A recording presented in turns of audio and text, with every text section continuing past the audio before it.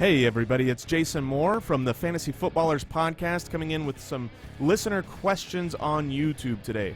So this question comes in from Brian from California. He says he's been using the FantasyDraftWizard.com mock draft tool this offseason. Good for you, Brian. And he's been doing some drafts, but every player that he can think of who is a more gamble upside player by the time he picks in the late rounds is gone. So he was wondering some names that I like for late round, huge potential gamble type players.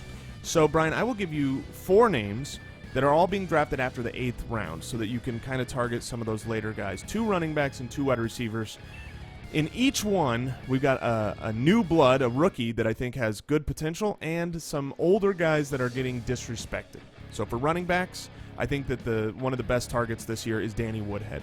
Danny Woodhead finished 2 years ago as an RB1. He finished as the 12th running back in a PPR league. So if you're in a half-point PPR or a PPR, Danny Woodhead, he's back, and I think the suspension that's coming to Antonio Gates is only going to help him. So I would target him.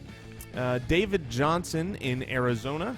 You've only got Andre Ellington there to compete with him, and there's a lot of touchdowns that we're missing from the running back position. So I think that would be another running back with a high potential upside to target. Finally, for the wide receivers, Eddie Royal is a guy that is not sexy at all, but I think he's going to be a target monster from Jay Cutler in Chicago. They were buds back in the past, and they're coming together. And finally, Devontae Parker, especially because of his injury right now, keeping him out, you could see him fall later and later into drafts, and he's a starter for a good offense. So I would give those guys as guys to target late in the draft. And also, if anybody listening has their own questions that you want asked, go to thefantasyfootballers.com, click on Submit a Question, and we review them either on the podcast or by email or on YouTube.